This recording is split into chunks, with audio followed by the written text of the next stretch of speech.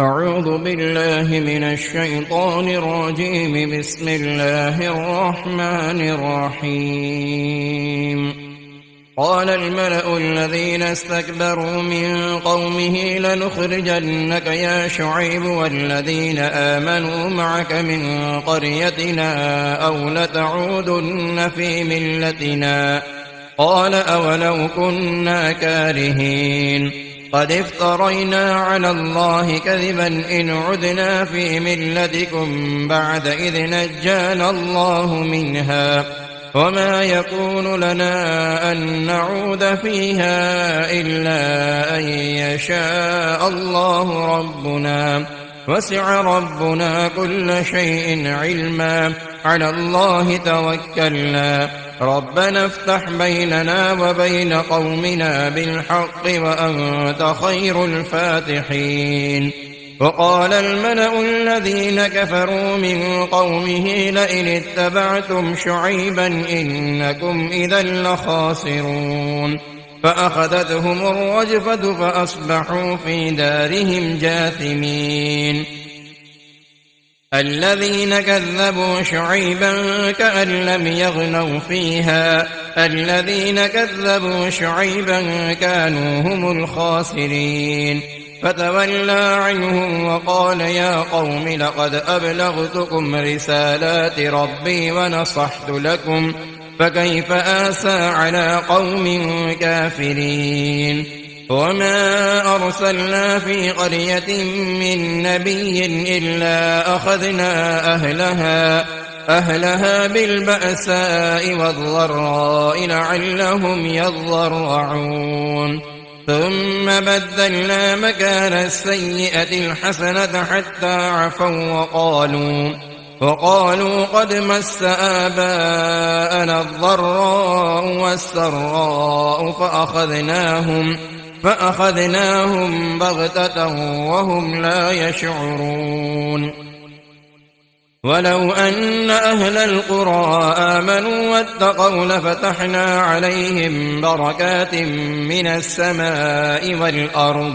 والأرض ولكن كذبوا فأخذناهم بما كانوا يكسبون. أفأمن أهل القرى أن يأتيهم بأسنا بياتا وهم نائمون أفأمن أهل القرى أن يأتيهم بأسنا ضحى وهم يلعبون أفأمنوا مكر الله فلا يأمن مكر الله إلا القوم الخاسرون. أولم يهد للذين يرثون الأرض من بعد أهلها أن لو نشاء أصبناهم بذنوبهم ونطبع على قلوبهم فهم لا يسمعون. تلك القرى نقص عليك من أنبائها ولقد جاءتهم رسلهم بالبينات فما كانوا ليؤمنوا بما كذبوا من قبل كذلك يطبع الله على قلوب الكافرين. وما وجدنا لأكثرهم من عهد وإن وجدنا أكثرهم لفاسقين. ثم بعثنا من بعدهم موسى بآياتنا إلى فرعون وملئه فظلموا بها فانظر كيف كان عاقبة المفسدين. وقال موسى يا فرعون إني رسول من رب العالمين حقيق على ألا أقول على الله إلا الحق قد جئتكم ببينة من ربكم فأرسل معي بني إسرائيل. قال إن كنت جئت بآية فأت بها إن كنت من الصادقين. فألقى عصاه فإذا هي ثعبان مبين ونزع يده فإذا هي بيضاء للناظرين. قال الملأ من قوم فرعون إن هذا لساحر عليم يريد أن يخرجكم من أرضكم فماذا تأمرون قالوا أرجه وأخاه وأرسل في المدائن حاشرين يأتوك بكل ساحر عليم وجاء السحرة فرعون قالوا إن لنا لأجرا إن كنا نحن الغالبين قال نعم وإنكم لمن المقربين قالوا يا موسى إما أن تلقي وإما أن نكون نحن الملقين قال ألقوا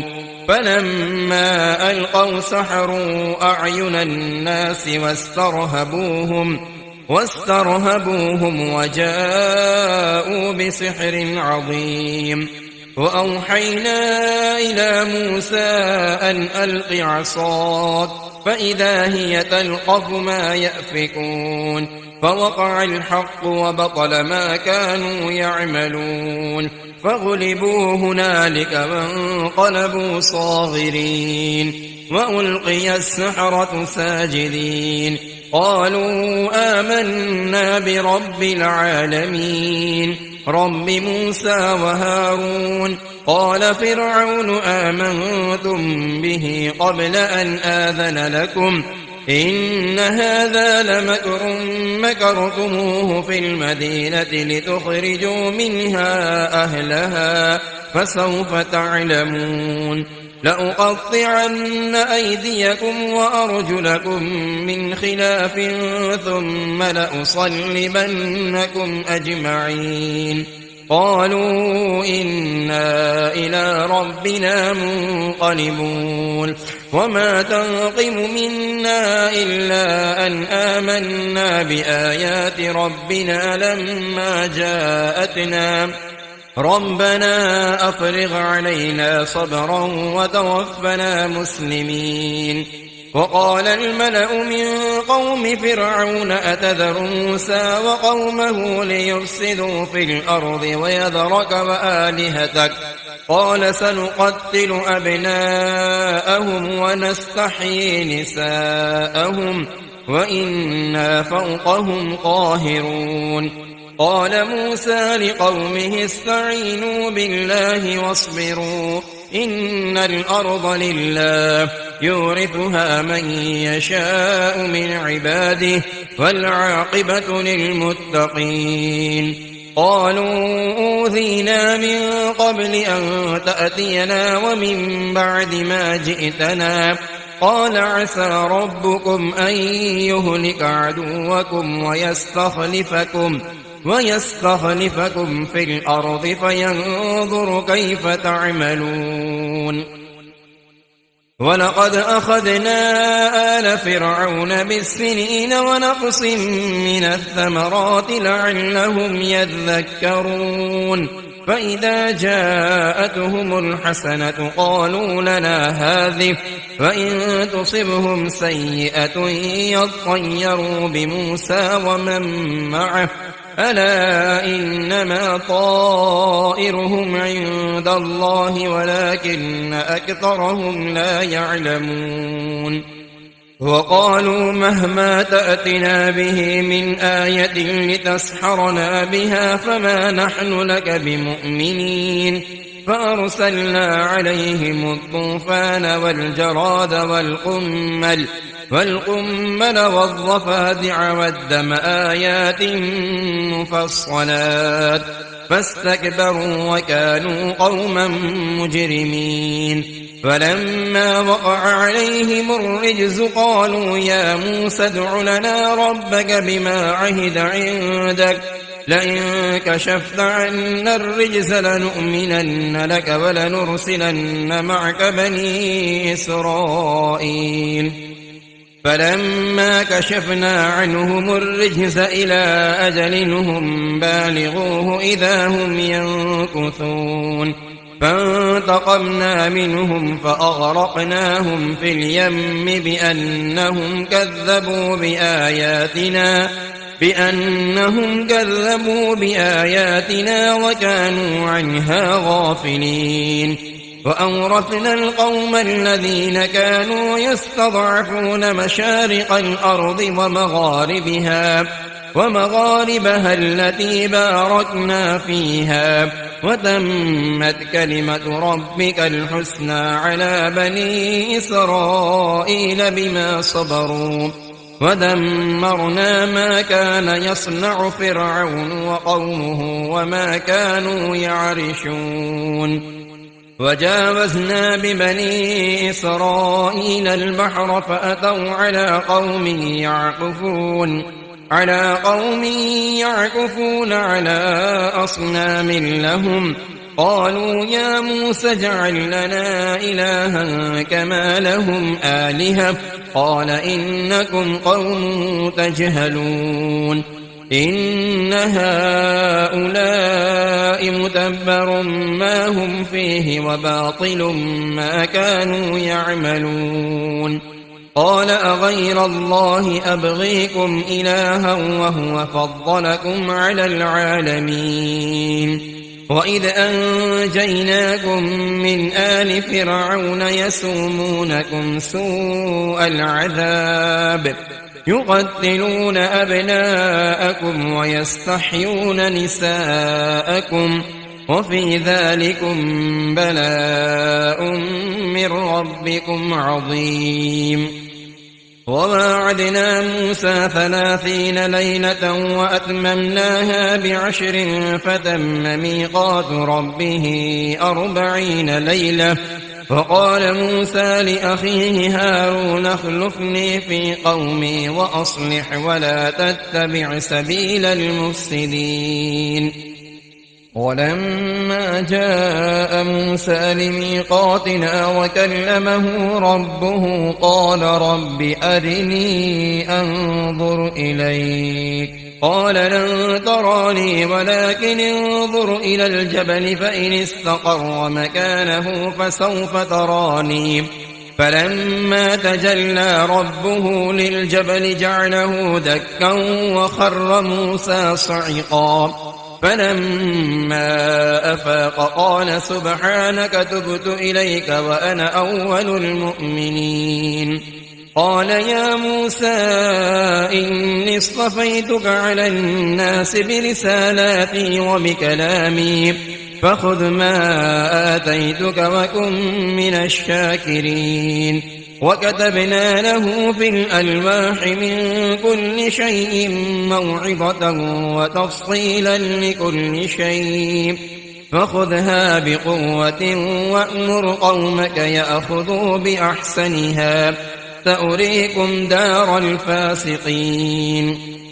سأصرف عن آياتي الذين يتكبرون في الأرض بغير الحق وإن يروا كل آية لا يؤمنوا بها وإن يروا سبيل الرشد لا يتخذوه سبيلا وإن يروا سبيل الغي يتخذوه سبيلا ذلك بأنهم كذبوا بآياتنا وكانوا عنها غافلين. والذين كذبوا بآياتنا ولقاء الآخرة حبطت أعمالهم هل يجزون إلا ما كانوا يعملون. واتخذ قوم موسى من بعده من حليهم عجلا جسدا له خوار ألم يروا أنه لا يكلمهم ولا يهديهم سبيلا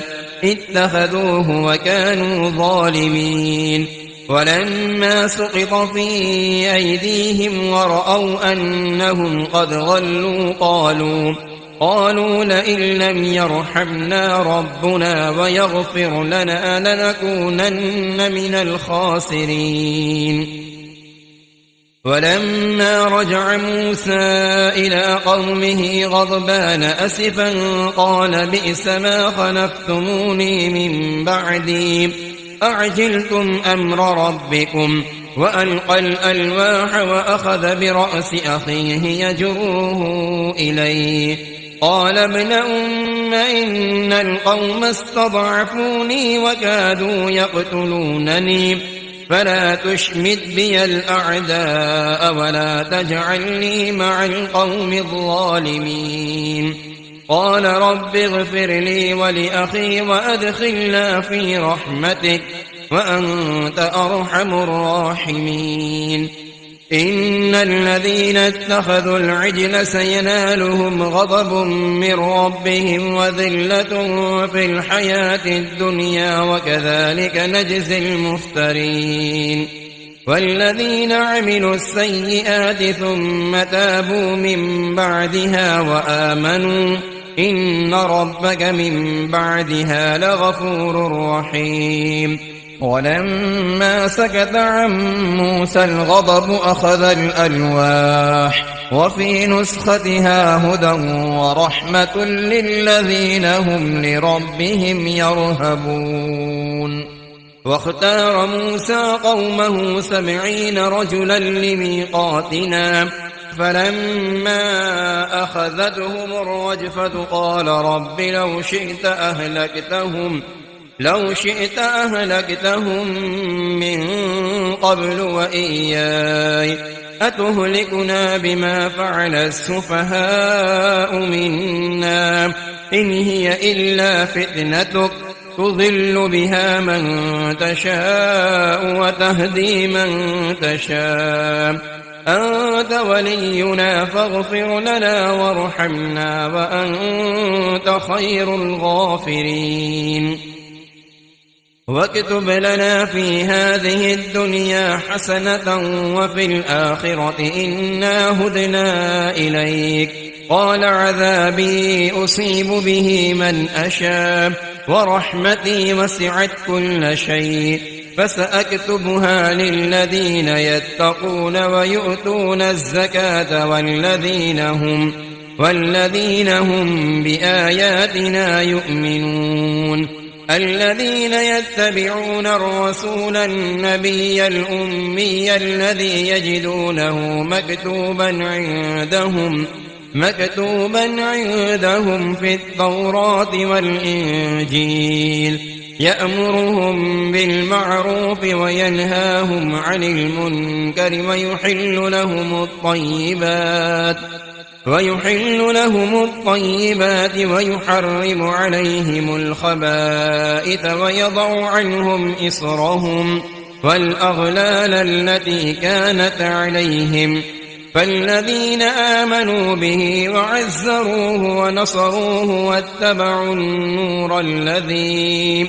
واتبعوا النور الذي أنزل معه أولئك هم المفلحون قل يا أيها الناس إني رسول الله إليكم جميعا الذي له ملك السماوات والأرض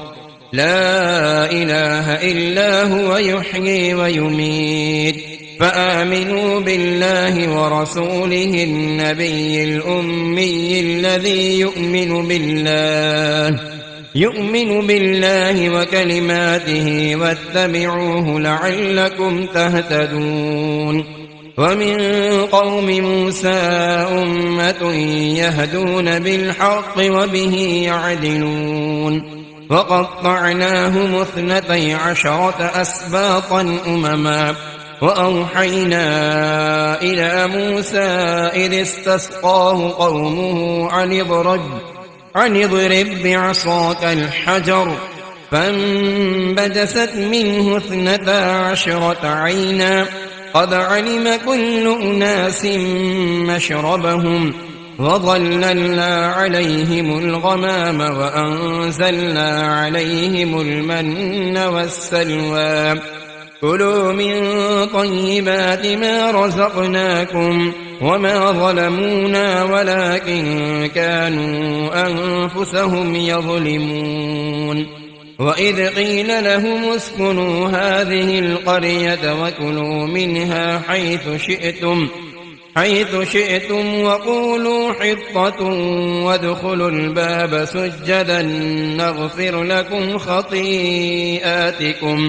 سنزيد المحسنين فبدل الذين ظلموا منهم قولا غير الذي قيل لهم فأرسلنا عليهم رجزا من السماء بما كانوا يظلمون فاسألهم عن القرية التي كانت حاضرة البحر إذ يعدون في السبت إذ تأتيهم حيتانهم يوم سبتهم شرعا ويوم لا يسبطون لا تأتيهم كذلك نبلوهم بما كانوا يفسقون وإذ قالت أمة منهم لم تعظون قوما الله مهلكهم أو معذبهم عذابا شديدا قالوا معذرة إلى ربكم ولعلهم يتقون فلما نسوا ما ذكروا به أنجينا الذين ينهون عن السوء وأخذنا الذين ظلموا بعذاب بئيس بما كانوا يفسقون فلما عتوا عما نهوا عنه قلنا لهم كونوا قردة خاسئين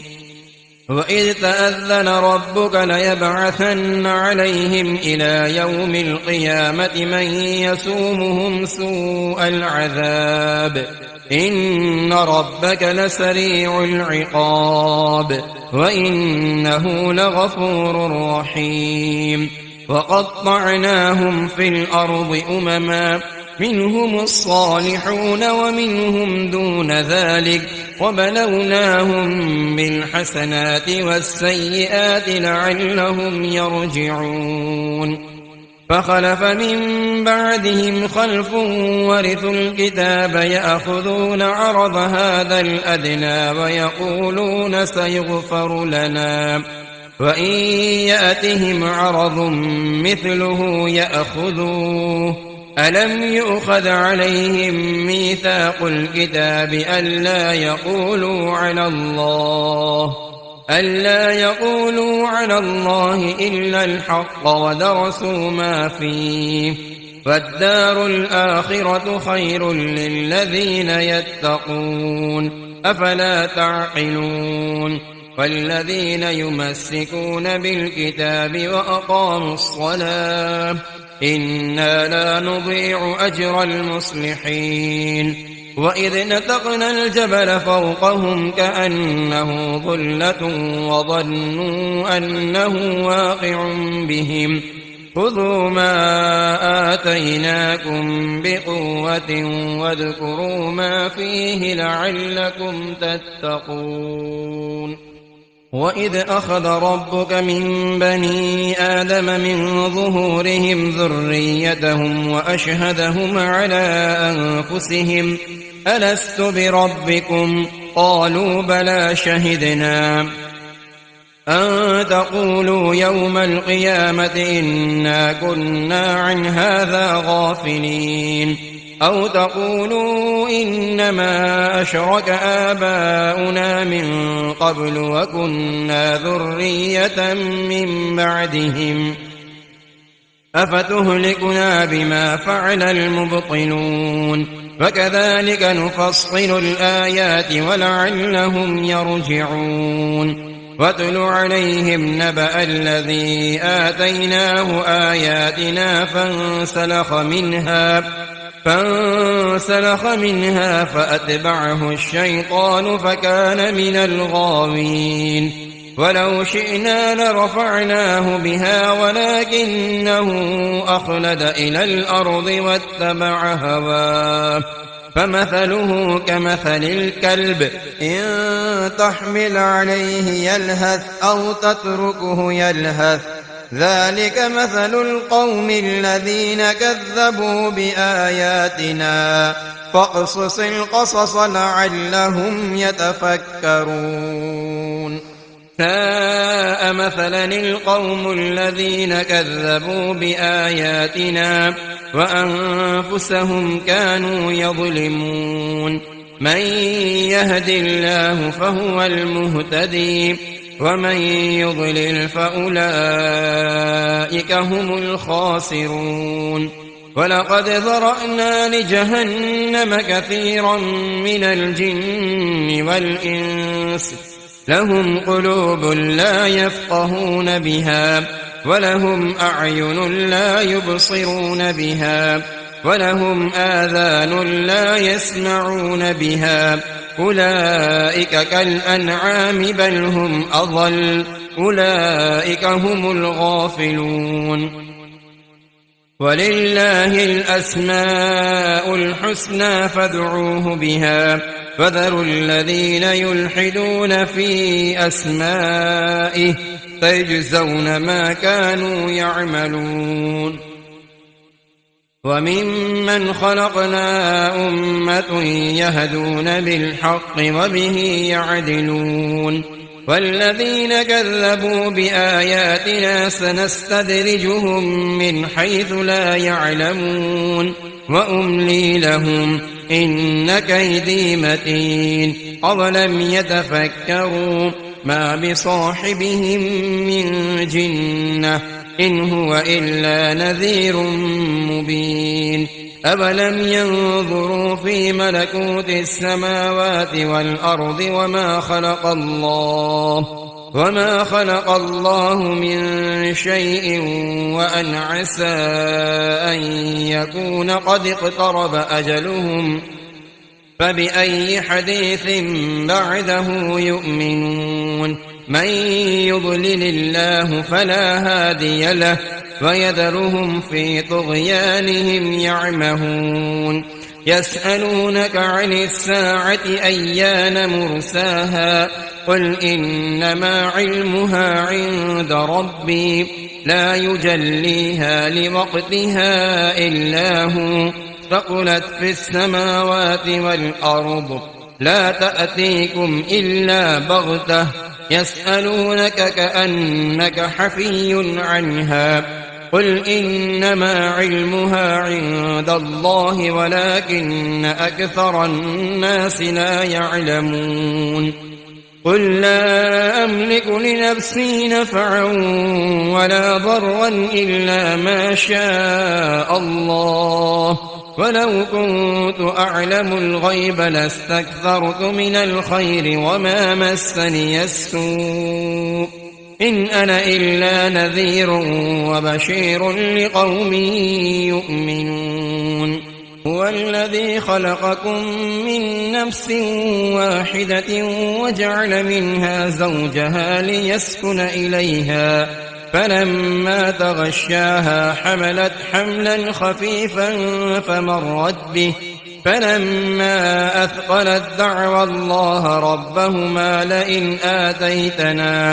لئن آتيتنا صالحا لنكونن من الشاكرين فلما آتاهما صالحا جعلا له شركاء فيما آتاهما فتعالى الله عما يشركون أيشركون ما لا يخلق شيئا وهم يخلقون ولا يستطيعون لهم نصرا ولا أنفسهم ينصرون وإن تدعوهم إلى الهدى لا يتبعوكم سواء عليكم أدعوتموهم أم أنتم صامتون إن الذين تدعون من دون الله عباد أمثالكم فادعوهم فليستجيبوا لكم إن كنتم صادقين ألهم أرجل يمشون بها أم لهم أيدي يبطشون بها أم لهم أعين يبصرون بها أم لهم آذان يسمعون بها قل ادعوا شركاءكم ثم كيدوني فلا تنظرون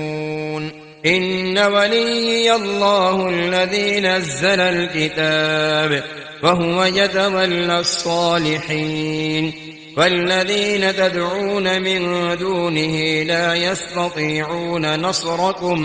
نصركم ولا أنفسهم ينصرون وإن تدعوهم إلى الهدى لا يسمعون وتراهم ينظرون إليك وهم لا يبصرون خذ العفو وأمر بالعرف وأعرض عن الجاهلين وإما ينزغنك من الشيطان نزغ فاستعذ بالله إنه سميع عليم إن الذين اتقوا إذا مسهم طائف من الشيطان تذكروا فإذا هم مبصرون وإخوانهم يمدونهم في الغي ثم لا يقصرون وإذا لم تأتهم بآية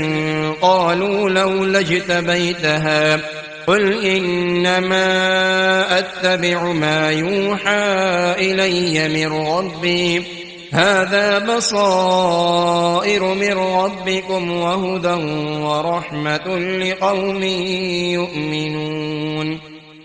وإذا قرئ القرآن فاستمعوا له وأنصتوا لعلكم ترحمون واذكر ربك في نفسك تضرعا وخيفة ودون الجهر من القول بالغدو والآصال ولا تكن من الغافلين إن الذين عند ربك لا يستكبرون عن عبادته ويسبحونه وله يسجدون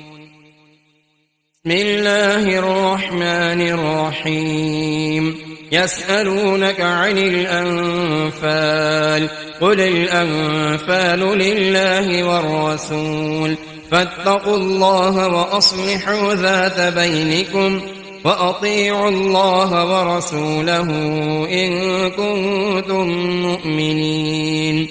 إنما المؤمنون الذين إذا ذكر الله وجلت قلوبهم وإذا تليت عليهم آياته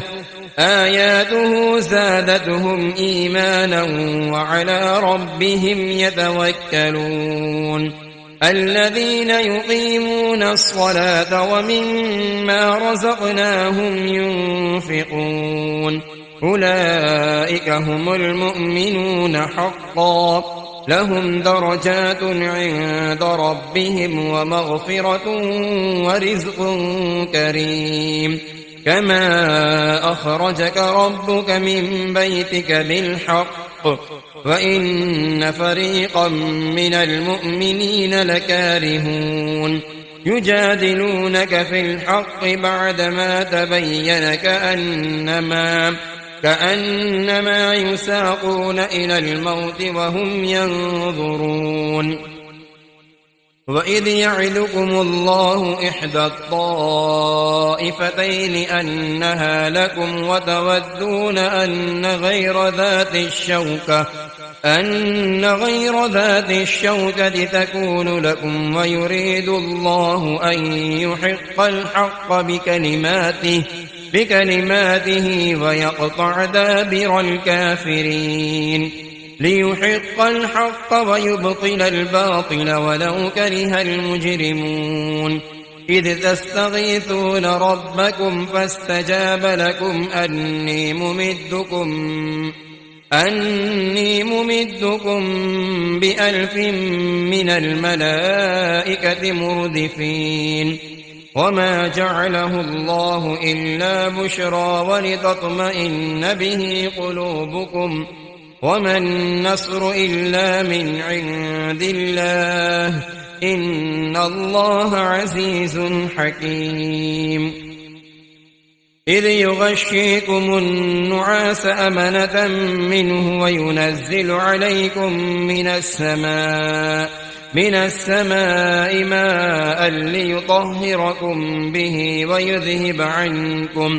ويذهب عنكم رجز الشيطان وليربط على قلوبكم وليربط على قلوبكم ويثبت به الأقدام. إذ يوحي ربك إلى الملائكة أني معكم فثبتوا الذين آمنوا سألقي في قلوب الذين كفروا الرعب فاضربوا فوق الأعناق واضربوا منهم كل بنان. ذلك بأنهم شاقوا الله ورسوله ومن يشاقق الله ورسوله فإن الله شديد العقاب. ذلكم فذوقوه وأن للكافرين عذاب النار.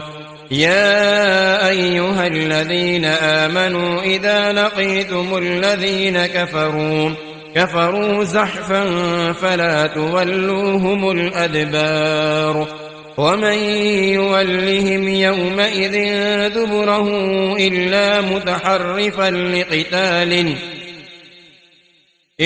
متحرفا لقتال أو متحيزا إلى فئة فقد باء بغضب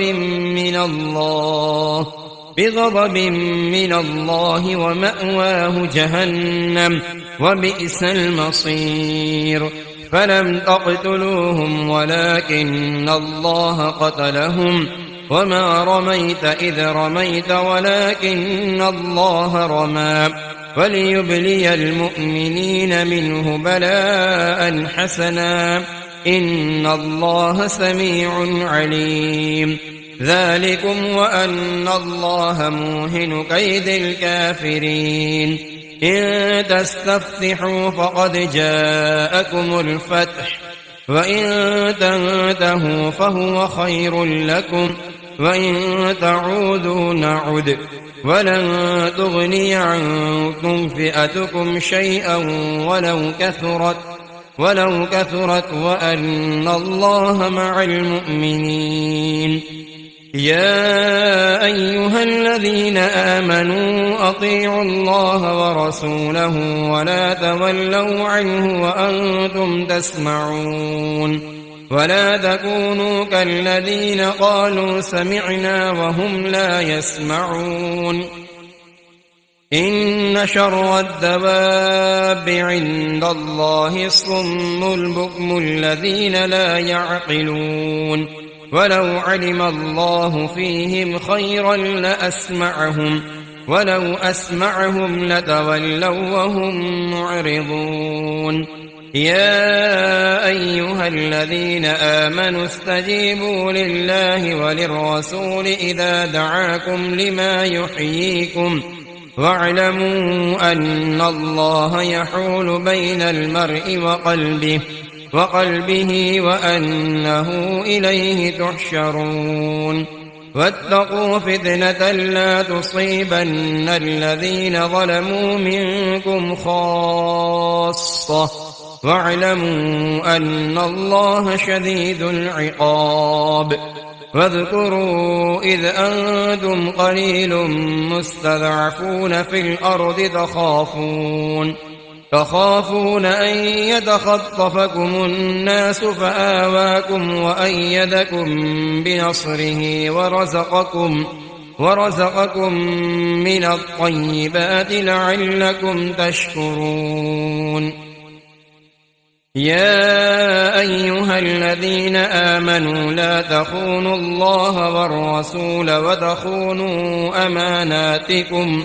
أماناتكم وأنتم تعلمون. واعلموا أنما أموالكم وأولادكم فتنة وأن الله عنده أجر عظيم. يا أيها الذين آمنوا إن تتقوا الله يجعل لكم فرقانا ويكفر عنكم سيئاتكم ويغفر لكم والله ذو الفضل العظيم. وإذ يمكر بك الذين كفروا ليثبتوك أو يقتلوك أو يخرجوك ويمكرون ويمكر الله والله خير الماكرين. وإذا تتلى عليهم آياتنا قالوا قد سمعنا لو نشاء لقلنا مثل هذا إن هذا إلا أساطير الأولين. وإذ قالوا اللهم إن كان هذا هو الحق من عندك فأمطر علينا حجارة من السماء أو ائتنا بعذاب أليم. وما كان الله ليعذبهم وأنت فيهم وما كان الله معذبهم وهم يستغفرون. وما لهم ألا يعذبهم الله وهم يصدون عن المسجد الحرام وما كانوا أولياءه إن أولياؤه إلا المتقون ولكن أكثرهم لا يعلمون. وما كان صلاتهم عند البيت إلا مكاء وتصدية فذوقوا العذاب بما كنتم تكفرون. إن الذين كفروا ينفقون أموالهم ليصدوا عن سبيل الله فسينفقونها ثم تكون عليهم حسرة ثم يغلبون والذين كفروا إلى جهنم يحشرون ليميز الله الخبيث من الطيب ويجعل الخبيث بعضه على بعض فيركمه جميعا فيجعله في جهنم أولئك هم الخاسرون. قل للذين كفروا إن ينتهوا يغفر لهم ما قد سلف